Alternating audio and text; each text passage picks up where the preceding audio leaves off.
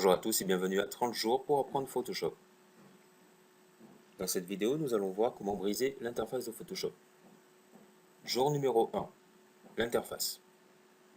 Quand nous ouvrons pour la première fois Photoshop Creative Suite, nous tombons sur une interface comme celle-ci, à peu près. Donc je précise que j'utilise la version CS6 de Photoshop Extended. Donc ici, nous avons le panneau menu, donc le menu, une barre d'options, un bouton qui nous permet de changer l'espace de travail, tous les outils propres à Photoshop, et ici le panneau palette. Donc par défaut, au début, nous tombons sur l'espace de travail indispensable ou essentiel, l'essentiel de Photoshop. Ce qui va nous permettre de réaliser tout ce qu'il va déjà nous afficher, tous les outils et tous les panneaux qui nous seront nécessaires à la réalisation de quelconque document. Commençons donc par voir le menu et sa composition. Donc pour me rendre sur le menu, il me suffit tout simplement d'aller ici et en passant la souris sur chacun des textes ici présents, on voit qu'il est en surbrillance. Donc on va commencer par fichier, ici. Donc en cliquant sur fichier, on voit que j'ai la possibilité de créer un nouveau document, ouvrir un document, l'ouvrir en tant qu'objet dynamique, l'ouvrir avec Bridge également, fermer le document ou fermer tous les documents ouverts, enregistrer le document au format par défaut PSD, qui est le format de Photoshop, l'enregistrer sous, au format GIF, JPEG, etc. Archiver le document, l'enregistrer pour les périphériques web, pour les appareils web, importer un document ou un fichier, et importer les documents spécifiques, notamment pour les vidéos ou autres. On a la possibilité aussi de quitter Photoshop. Si par exemple vous utilisez un stylet ou vous n'avez pas de souris USB ou autre, vous avez aussi la possibilité, pour avoir un gain de temps, d'accéder à ce menu. Donc, il vous suffit d'appuyer sur la touche Alt de votre clavier, comme ceci. Vous voyez tout de suite que par défaut, j'ai le bouton Fichier sélectionné. Donc, en dessous de chaque texte, on voit qu'il y a un underscore, ce qui correspond à la lettre à taper, à saisir après avoir tapé sur Alt. Donc ça correspond en fait à un raccourci. Si je veux voir ce qui se passe dans l'onglet Images, j'appuie sur I, comme ceci. Pour sortir, il me suffit d'appuyer sur Échappe. Donc je recommence. J'appuie sur Alt. Pour aller dans Sélection, j'appuie sur S, comme ceci. J'appuie sur Échappe. Voilà. Revenons sur l'onglet Édition. Donc l'onglet Édition va vous permettre entre autres de couper, copier, coller, coller de façon spécifique, copier de façon spécifique votre document, donc ce qui se trouve dans le document. Il va vous permettre aussi de faire des retours arrière un peu plus poussés, un peu plus en arrière, un retour spécifique ou un peu plus en arrière, retourner un peu plus vers l'avant, voilà. Aussi également vous allez trouver la possibilité d'effectuer des déformations sur des textes, sur les calques, sur les images et tout. Vous avez aussi la possibilité de jouer sur les couleurs. Il y a aussi les raccourcis clavier, le menu, donc jouer sur ajouter ou modifier un peu le menu. Et là, dans les préférences, donc les options qui vont vous permettre de mieux gérer votre Photoshop, notamment les performances et l'interface et autres. Donc, nous allons voir cela dans une prochaine vidéo. Donc, ici, dans l'onglet Images, nous avons le mode qui vous permet de passer les images de 8 bits à 32 bits en passant par les 16 bits.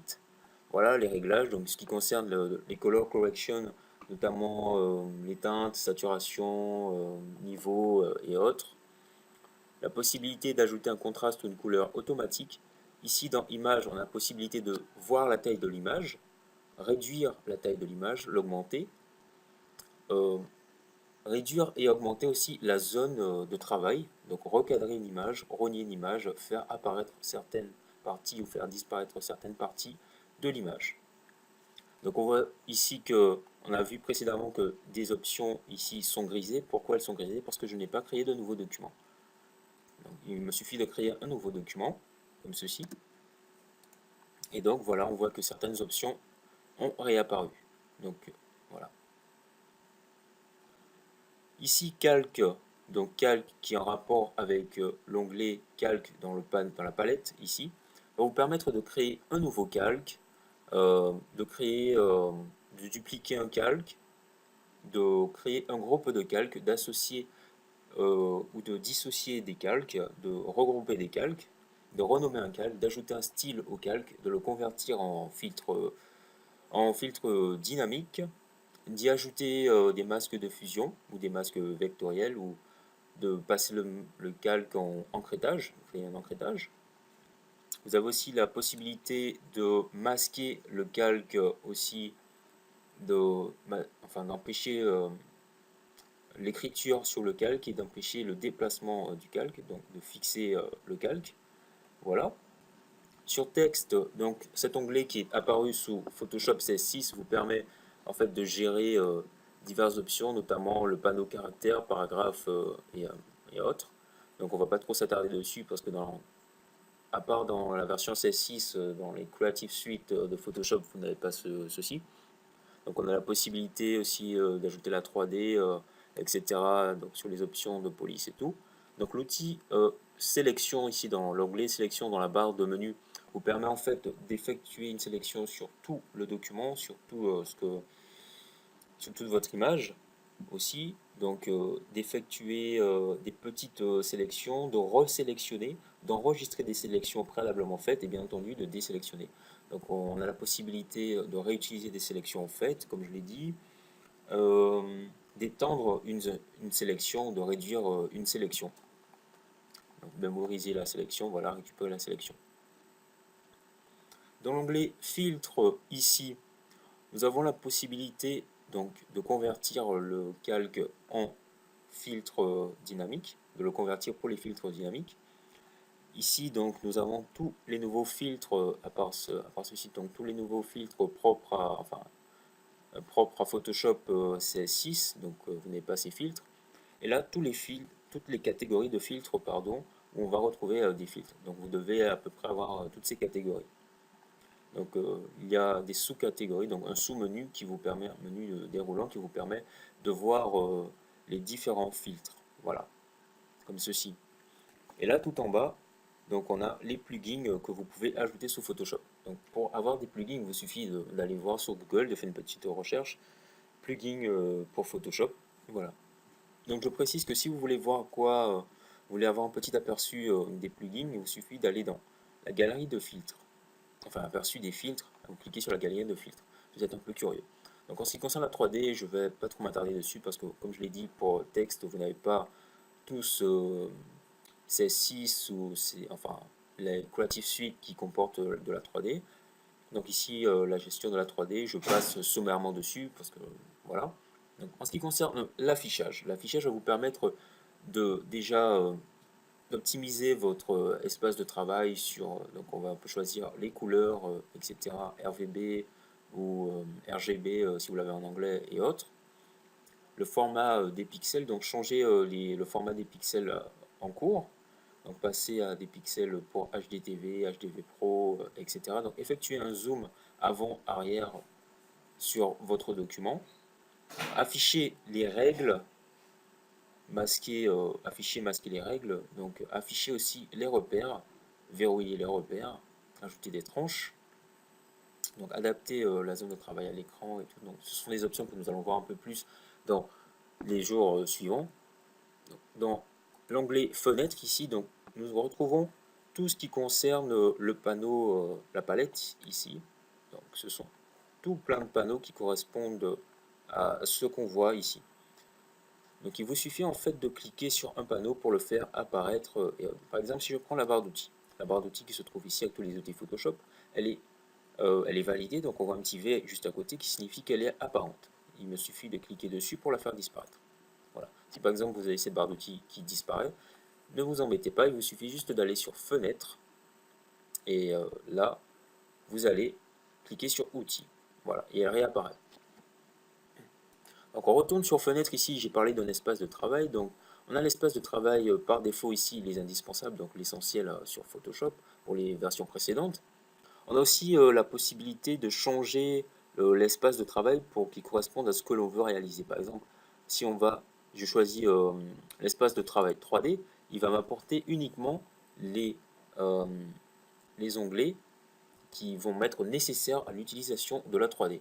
Donc on a vu ici, voilà, donc j'ai changé. On peut aussi changer via le bouton qui apparaît ici. Donc en mode peinture, j'aurai que tous les onglets qui sont propres à la peinture, etc., etc. Donc on va revenir sur les indispensables. Voilà. Nous avons vu à peu près le tout sur l'onglet fenêtre. Donc pour plus de curiosité, allez jeter un œil et essayer. Donc il y a aussi la possibilité, je reviens sur l'onglet fenêtre, la possibilité de réinitialiser ici et d'enregistrer un nouvel espace de travail, ce que moi j'ai fait. Donc mon espace de travail personnalisé ici. Modifier les raccourcis clavier menu.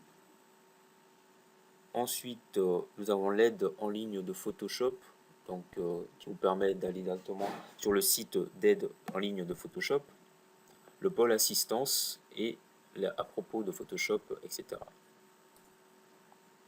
Voilà. Donc on peut voir ici qu'on a des panneaux, donc des panneaux qui sont modulables comme ceci, donc je peux personnaliser ces panneaux, les mettre comme ceci. Ça dépendra de la taille de votre écran par exemple ou autre, si vous aimez travailler comme ceci ou autrement. Donc nous allons maintenant voir les outils. Donc, dans cette barre d'outils, qui se compose comme ceci, nous retrouvons tous les outils de Photoshop.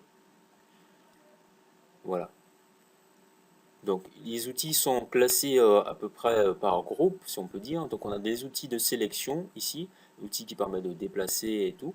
Donc là, l'outil de recadrage, on verra tout ceci dans notre vidéo. Donc là, les outils pour effectuer des corrections, notamment peindre et tout. Voilà, les outils propres à la vectorisation, on peut dire. Donc créer des formes, des textes et tout ça. Donc l'outil, là, l'outil pour la couleur, l'outil pour se déplacer sur le panneau de travail. Ici, donc, on a la possibilité de passer en mode masque. C'est assez utile. Voilà, donc les couleurs premier plan et couleurs d'arrière-plan. Voilà. Donc ici, on a la possibilité de changer la couleur de premier plan, d'arrière-plan. Il vous suffit de cliquer ici. Faisons un petit tour vers la droite. Vers la droite, nous avons toute la palette. Donc cette palette se compose de plusieurs ou de quelques panneaux. Ça, c'est à votre choix si vous voulez ajouter plusieurs panneaux et tout. Donc on va commencer par les réglages. Donc le panneau réglage, on trouve ici tous les calques de réglage. Ici. Voilà. Donc ici dans l'onglet couleurs, toutes les couleurs. Ici, donc on peut changer la couleur de premier plan, d'arrière-plan, comme on la retrouve ici également. Donc il suffit de cliquer et modifier et tout, comme ceci. Hop, on voit qu'elle change ici. L'onglet nuancé, donc on a toute une palette de couleurs qui vous permettra de faire un choix de couleurs assez rapidement et tout. Voilà.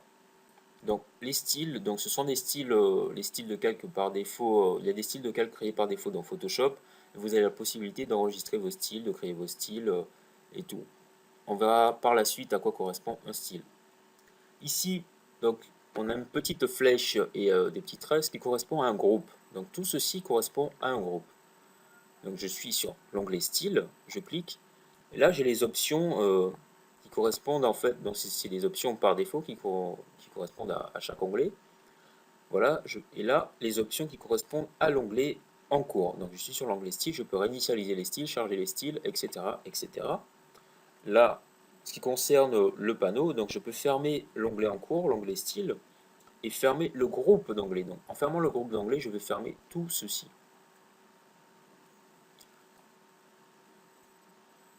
Donc je peux me déplacer.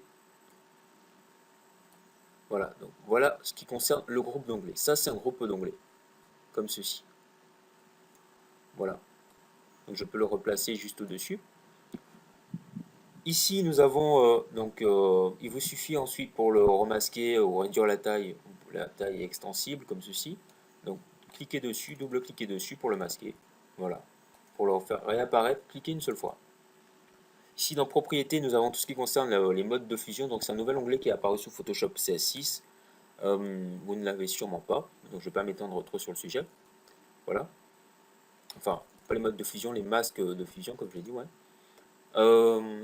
Avant de passer au calque, je vais passer un peu sur les onglets qui sont, certains onglets à côté. Donc ce sont des onglets que l'on retrouve ici, donc je vous conseille, si vous voulez, vous êtes un peu curieux, vous voulez voir à quoi ça sert, de cliquer et de faire apparaître.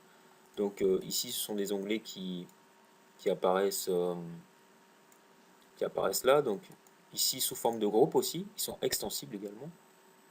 Ah, c'est un petit peu embêtant, voilà.